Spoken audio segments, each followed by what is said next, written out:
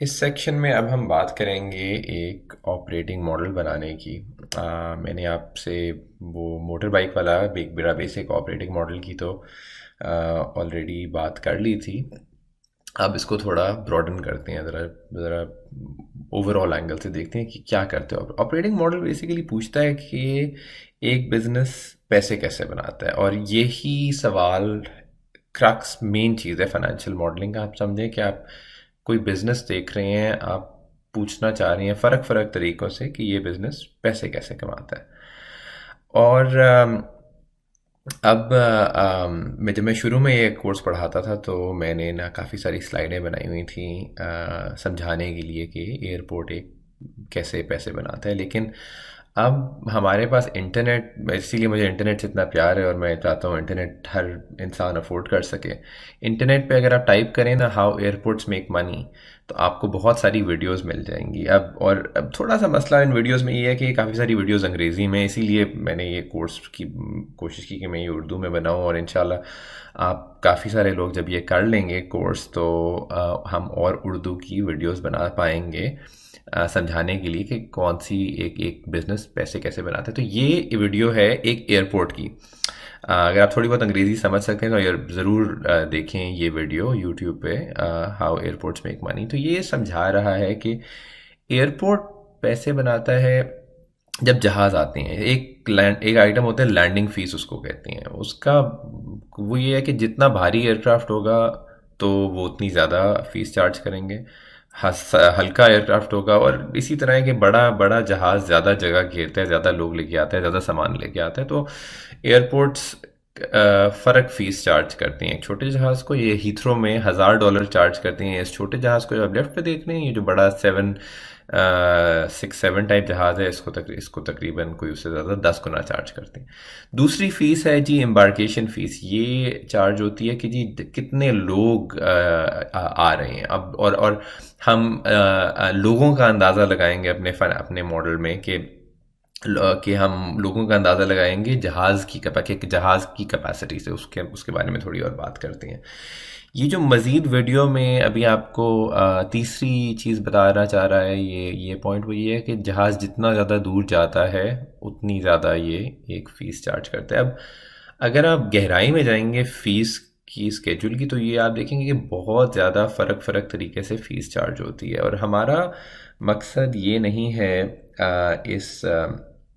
इस एयरपोर्ट में कि हम हर डिटेल को कैलकुलेट करें। डिटेल देखिए कुछ अच्छी होती है, एक टाइम होता है डिटेल का। आप मतलब अगर आप अपनी बाइक बिजनेस की बात करना चाह रहे हैं अपने दोस्त से, तो अगर आप पहले दिन इसमें घुस जाएंगे कि कितने ऑयल फिल्टर चेंज करने हैं कितनी देर के बाद, तो वो बहुत ज़्यादा आप गहराई में घुस गए हैं। आपने पहले इस पे राज़ी होना है कि क्या ये हमें करना भी चाहिए या नहीं।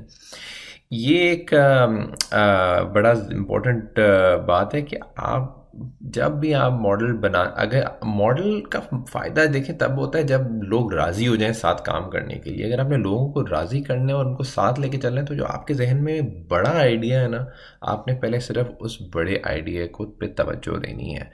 और इसमें आपने गुम नहीं जाना। कोई भी आप मॉडल बनाएंगे आपके लिए आप गुम सकते हैं कि आप एक ही चीज़ के अंदर बहुत ज़्यादा घुस गए हैं।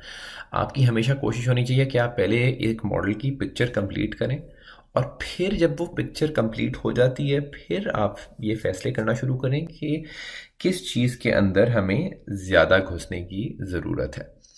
अम, वो बाइक के एग्जांपल को मैं फिर से दोहराऊंगा कि आप इससे पहले कि आप कैलकुलेट करें कि एक बाइक एक दिन कितने किलोमीटर चलेगा, आप उसमें पढ़ने की बजाय आप ये ज़रा मोटी मोटी बात पहले करें कि ये कितना किराया होगा, और किस रेट पे आप इसको देने के लिए तैयार होंगे, और कितने लोग हैं जो आपका बाइक रेंट कर भी सकते हैं या नहीं।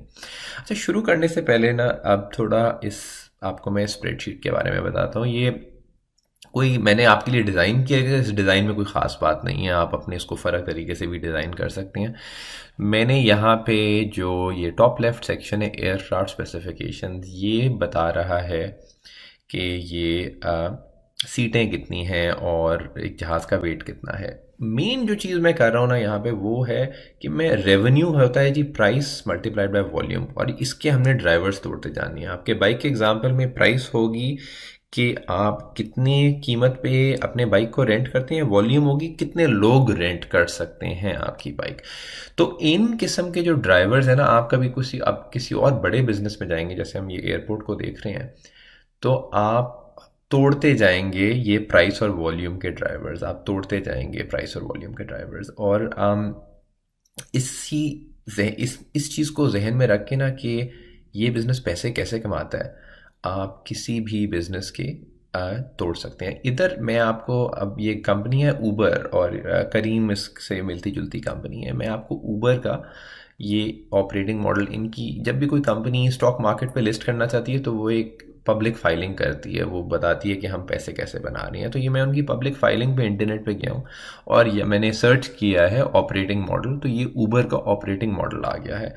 और इसके बारे में आपसे थोड़ी सी बात करूँगा कि ये ऊबर का जो ऑपरेटिंग मॉडल है, आपको पता है कि ऊबर ये तकरीबन इस तरह है कि ऊबर जो है, जब कोई गाड़ी चलाता है ऊबर के लिए, तो हर राइड में तकरीबन 20 से 25% जो राइड की फ़ी है वो ऊबर ले लेता है, 75 से 80% ड्राइवर रख लेता है।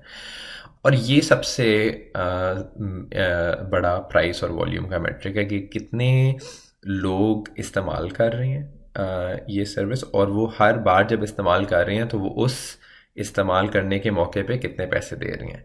और यही है ये कोर प्लेटफॉर्म बुकिंग्स, कि कितनी बुकिंग्स हुई और हर बुकिंग की कीमत कितनी थी। और अब लेकिन ये पता कराने के लिए कि कितनी बुकिंग्स हुई, उसके अंदर काफ़ी लंबी कहानी आपने देखना हो। अब आप पता करना होगा कि मार्केटिंग पे कितना खर्चा किया, कितने यूज़र आए, कितने यूज़र छोड़ के गए। और जब आप ये कैलकुलेट कर लेंगे core platform booking minus drivers ने कितना रखा, तो आपको ये कोर प्लेटफॉर्म रेवेन्यू मिल जाएगा। अब इसी तरह, अब मैं बहुत ज़्यादा डिटेल में नहीं जाऊंगा आपको हर पुर्जा समझाने में। हर पुर्जा समझने के लिए आपको जो है ना खुद थोड़ी बहुत रिसर्च करनी पड़ेगी। ये पूरी कहानी एक चार्ट में ये बताई जा रही है कि ऊबर तकरीबन 900 मिलियन डॉलर का प्रॉफिट करता है जब वो 50 बिलियन डॉलर, 50 अरब डॉलर की कोर प्लेटफॉर्म बुकिंग्स करता है। और ये एक एग्जांपल है कि ये जो ऊबर करीम के बिजनेसेस हैं, इनमें थोड़े पैसे बनाने मुश्किल हैं तकरीबन। लेकिन ज़्यादा उसमें नहीं घुसना चाहूँगा, और मैं चाहूँगा कि हम अपने इस ऑपरेटिंग मॉडल की शीट पे वापस आ जाएं, और अब हम ज़रा प्रैक्टिस करनी शुरू करें कि ये हमने फाइनेंशियल मॉडल अब बनाना कैसे है। और इधर मैं इस वक्त यही दोबारा एक्सप्लेन कर रहा हूँ कि ये जो इधर इस 4 किस्म के हवाई जहाज़ हैं जो इस एयरपोर्ट पे लैंड करते हैं: 747, 310, 320 और 737। जो भारी जहाज़ हैं उनकी सीटें और उनका वेट लिखा हुआ है मैंने। जो थोड़े हल्के जहाज़ हैं उनका सीट और उनका वेट, और मैंने एक ये लोड फैक्टर अजम्पशन लिखी हुई है कि वो जो जहाज़ है उसमें एक टाइम पे कितने लोग मौजूद होंगे। और उसके साथ साथ मैंने कुछ वो भी लगाए हुए हैं कि कीमत, इन्फ्लेशन कीमत कितनी चार्ज होती है, और यानी कि प्राइस जो है हर एयरक्राफ्ट लैंड करने की। इन्फ्लेशन ड्राइवर्स आप ऐसे समझें कि आपके बाइक वाले एग्जांपल में आप पहले साल सपोज करें 500 रुपये दिन का चार्ज कर रहे थे, अगले साल आप 700 चार्ज करेंगे। तो ये होगी आपकी प्राइस ड्राइवर की एक वॉल्यूम अजम्पशन। और ये MTOW का है, मतलब ये वेट है बेसिकली, इसको मैक्सिमम टेक ऑफ वेट कहते हैं, लेकिन ये बेसिकली कैलकुलेट कर रहा है कि कितना वज़न उतर रहा है एक टाइम पे। और ये सेल आई, कॉलम आई में ये ग्रोथ रेट्स हैं प्राइस ड्राइवर्स की, कि किस रेट से कीमत बढ़ती है आपकी फ़ीस की। इसका ये उसी के बराबर है कि आप एक दिन एक शख्स को 1 घंटे के लिए जब बाइक रेंट करते हैं तो उसकी आप कितनी प्राइस करते हैं। अब हम ज़रा शुरू करेंगे ये एक्सरसाइज। इसमें हम बहुत ज़्यादा, ये आप खुद करेंगे, आपको ये खुद करना होगा, तो आप काफ़ी सारे बटन दबाएंगे। आपने कोशिश करनी है कि आप माउस का इस्तेमाल ना करें, कतन माउस का इस्तेमाल ना, बिल्कुल माउस का इस्तेमाल नहीं करना, कीबोर्ड का इस्तेमाल करने। और जहाँ आपको लगे ये वीडियो तेज़ जा रही है, पॉज करें और बहुत तसल्ली से, आराम से ये हर स्टेप आपने खुद करना है। तो अब हम शुरू करने से पहले ज़रा आप ये इक्वल्स टू का जो साइन है उसको आप ढूंढ लें और सेल I-21 में अब आप टाइप करना शुरू करें। अब अगर आप सेल इक्वल्स टू दबाएंगे और लेफ़्ट कर्सर बटन दबाएंगे तो ये जो सेल I-21 है ये सेलेक्ट हो जाएगा। अब आप शिफ्ट 8 या मल्टीप्लिकेशन साइन दबाएंगे और फिर ओपन स्क्वायर, शिफ्ट और ओपन ब्रैकेट यानी कि शिफ्ट और 9 दबाएंगे, 1 प्लस यानी कि शिफ्ट और प्लस साइन, और अब राइट एरो दोबारा दबाएंगे तो ये कर्सर निकल आएगा और आप सेलेक्ट करेंगे लैंडिंग चार्जेस पर टन सेल I-10 और फिर आप करेंगे शिफ्ट क्लोज ब्रैकेट और यानी कि शिफ्ट 0 और एंटर। अब यहाँ पे आपने ये फॉर्मूला तो लिख लिया, लेकिन आपने अब ऐसे फॉर्मूला लिखना है कि जब आप इसको कॉपी राइट करें और कॉपी नीचे करें तो ये जो बाकी सारे फॉर्मूले हैं वो ठीक तरीके से कैलकुलेट हो। यानी कि जब आप राइट कॉपी करेंगे तो ये जो सेल I-10 है ये हिलना नहीं चाहिए अपनी जगह से। इसको करने के लिए जो सबसे अहम, एक बहुत अहम कॉन्सेप्ट है वो है सेल एंकरिंग का, यानी कि आपने सेल में डॉलर किधर लगाना है। ये सबसे, आप समझ लें, एक बहुत बहुत ज़रूरी कॉन्सेप्ट है।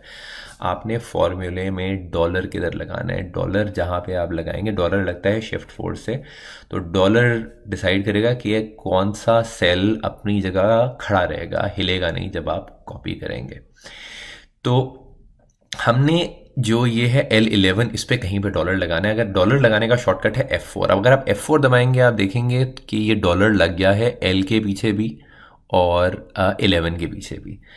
अब लेकिन हम चाह रहे हैं कि हम सिर्फ जब हम इसको राइट कॉपी करें तो ये I-10 राइट मूव ना हो, लेकिन जब हम नीचे कॉपी करें तो ये रोज़ नीचे आए। यानी कि हम चाह रहे हैं कि सिर्फ जो ये कॉलम है, सॉरी, ये जो कॉलम L है, कॉलम L के पीछे सिर्फ डॉलर साइन लगा हो। अब आपको शायद कॉपी करने का ये तरीका होगा जो आप माउस से करें, लेकिन अब आप ये नहीं करेंगे। आप उसको जाके सेलेक्ट करेंगे, शिफ्ट दबाएंगे, राइट एरो की दबाएंगे और कंट्रोल R दबाएंगे।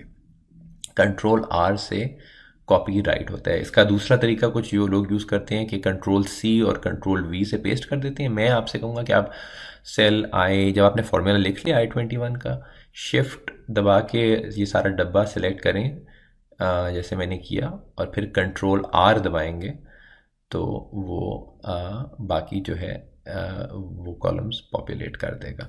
और अगर कभी आपसे सही जगह डॉलर साइन न लगे तो घबराना नहीं है, आपका फॉर्मूला खुद ही नहीं चलेगा और आप फिर अगर किसी दूसरे फॉर्मूले पे जाके जब भी आप F2 दबाएंगे ना किसी सेल पे, तो वो उसका बताएगा कि कैलकुलेशन कैसे हो रही है और उससे आपको ये पता चल जाएगा कि आपने सही जगह डॉलर साइन लगाया या आपने सही जगह डॉलर साइन नहीं लगाया। अब यहाँ पे मैं बात करूँगा कि ये जो RS रुपीज़ की फॉर्मेटिंग हुई है, ये मैंने, अब आप देखेंगे सेल को, मैंने ये नंबर है लेकिन मैंने इसमें क्या कहते हैं, ये नंबर है लेकिन इस पर RS दिख रहा है ये फॉर्मेटिंग के लिए। ये डालने के लिए अगर आपने करना है तो इसका बेहतरीन तरीका तो ये है कि आप यहाँ पे, मैंने पहले तो पे स्पेशल को यूज़ किया, मैं कहूँगा आप पे स्पेशल को आप यूज़ ना करें और आप इस सेल पे जाके ना कंट्रोल 1 दबाएं। कंट्रोल 1 दबाएंगे ना तो आपसे जो है ये फॉर्मेटिंग की विंडो खुल जाएगी। वो मैं अभी आपको चंद सेकंड में करके दिखाऊंगा। मैंने अभी मैंने किया ये था कि मैंने पे स्पेशल यूज़ किया, फिर मैंने कलर चेंज किया, फिर मैंने कॉपीराइट किया। मतलब वो एक तरीका है ये करने का, लेकिन कंट्रोल 1 से भी यही चीज़ हो सकती है। यहाँ पे अब हम बात करते हैं हैंडलिंग चार्जेस की। हैंडलिंग चार्जेस को इन्फ्लेट करने में सिमिलरली आपने इसको उसी तरीके से कैलकुलेट करना है और अब आपने बताना है कि डॉलर साइन आपने कहाँ लगाना है। ये आपकी दूसरी एक्सरसाइज है, तो वो उसी तरीके से इक्वल्स टू साइन लगाएं, लेफ़्ट मल्टीप्लिकेशन 1+ और आपने फिर अब ये L12 के पीछे डॉलर साइन लगाना है। और आपने अब लेकिन ये करना है कि आपने ये सारा डब्बा सेलेक्ट करके नीचे वाली रो सेलेक्ट करके कंट्रोल डी दबाएं।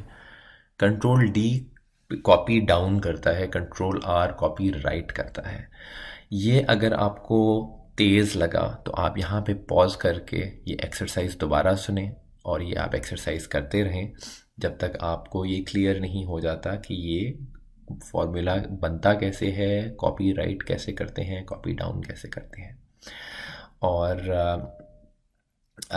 यहाँ पे ये मैं मज़ीद ये चीज़ समझाना चाह रहा हूँ कि अब आपने ये अगर आपने इसकी अब इसको लेफ़्ट अलाइन करना है या राइट अलाइन करना है तो अगर आप ऑल्ट एच दबाएंगे और ALAC, अगर आप ऑल्ट एच दबाएंगे तो ये जो कुछ लेफ़्ट और राइट अलाइन करने वाली होते हैं होम मेन्यू के अंदर, ये आपको लाइट अप कर जाएंगे। मतलब बेसिकली आप समझें जो आप चीज़ें माउस से करते हैं ना, आप वो कीबोर्ड से कर सकते हैं। बस आपको सिर्फ ऑल्ट दबाना है और उस एरिया वो वाला उस मेन्यू का अगला लेटर दबाना है।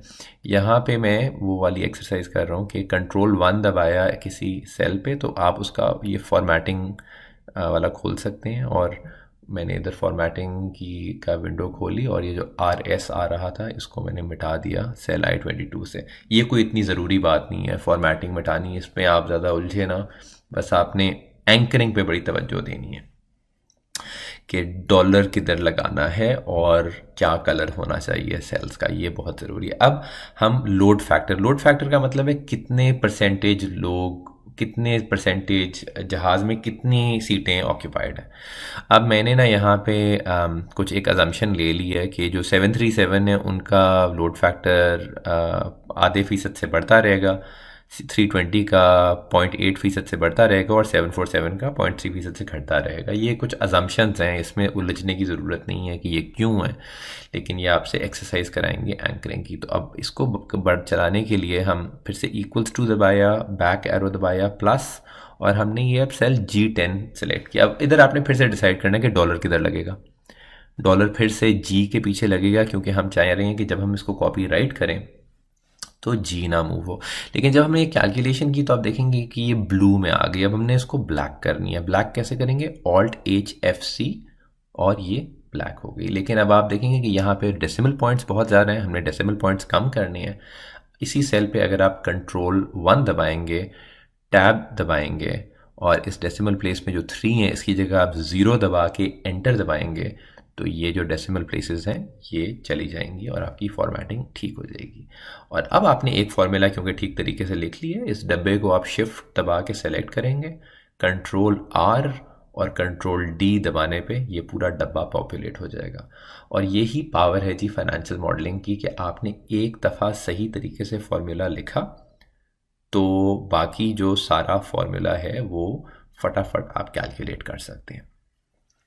अब आते हैं पैसेंजर की फोरकास्ट बनाने पे कि यानी कि हम इधर कैलकुलेट करना चाहेंगे कि 737 में कितने पैसेंजर आ रहे हैं। अब हमने ये हमारे पास ये एक अजम्पशन है कि जी 2009 में कितनी 737 आ रहे हैं और हमें ये भी पता है कि वो 737 कितना भरा हुआ होगा तो और 737 की सीटें कितनी हैं। सो 118 सीटें हैं, 100 तकरीबन 180 737 आए और 70% वो भरे हुए थे। इन तीनों को मल्टीप्लाई किया तो ये आ गया हमारी पैसेंजर फोरकास्ट। लेकिन अब यहाँ पे मुझे डॉलर साइन लगानी है, एंकर करना है। आपने डिसाइड करना है एंकर कौन से सेल करनी है। आप चाहेंगे कि जब आप राइट कॉपी करें तो इसमें कुछ सेल हैं जो ना हिलें, कुछ सेल हैं जो हिलें। अब आप ये सोचें यहाँ बैठ के कि कौन सा सेल है जहाँ पे आपने डॉलर लगाना है। और अगर आपने कहा कि आपने F के पीछे डॉलर लगाना है तो आपने दुरुस्त जवाब दिया, और F के पीछे आप डॉलर लगाएं और फिर से इसको एंटर दबा के उसी तरीके से डब्बा सेलेक्ट करें, कॉपी राइट करें। ये डब्बा सेलेक्ट किया, शिफ्ट और राइट एरो की से डब्बा सेलेक्ट किया, शिफ्ट और डाउन से पूरा बॉक्स सेलेक्ट किया, कंट्रोल R कंट्रोल डाउन। अब हर सेल पे जाके F2 दबाएं तो आप देखेंगे कि आपने ये कैलकुलेशन ठीक तरीके से की हुई है। और इसमें फिर से मैं कहूँगा कि घबराना नहीं है। अगर आपको नहीं समझ आ रही कहाँ पे ये डॉलर लगता है, आप 2-3 दफ़ा ट्राई करेंगे, आपको इवेंचुअली समझ आ जाएगी। ये जो रो 43 से नीचे हैं, ये हैं जी ऑपरेटिंग कॉस्ट, और ये हैं, इन्होंने एवरेजेस ली हुई हैं कि सैलरीज जो हैं वो तकरीबन 20% बनती हैं रेवेन्यू की, मेंटेनेंस तकरीबन 1.5% बनता है प्रॉपर्टी प्लांट एंड इक्विपमेंट का। इनकी आप एवरेजेस ले लें, और एवरेज का फॉर्मूला लगता है इक्वल्स टू एवरेज, और वो 3 नंबर आपने शिफ्ट दबा के सिलेक्ट कर लिए।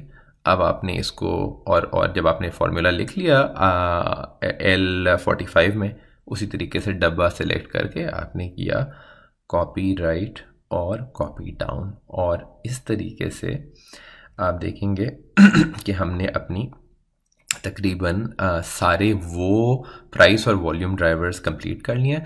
अच्छा, मैं हर मोड पे ना ये फाइलें मैं सेव करता जाऊंगा। अब मैं फाइल सेव कर लूँ, आपके पास ना तकरीबन 8 फाइलें होंगी, तो आपके पास कहीं पे भी अगर गलती हो जाए, कहीं पे आपसे स्टेप ठीक तरीके से नहीं हो रहा, तो जो इसका आंसर है ना वो अगली सेक्शन में होगा और अगली शीट पे होगा। अगर आपको आंसर नहीं मिल रहा, आप अगले सेक्शन पे जाएँ और आपको वो वाली शीट मिल जाएगी जिस पे मैंने ठीक तरीके से ये किया होगा। उसको आप स्टडी करें और आपको समझ आ जाएगी।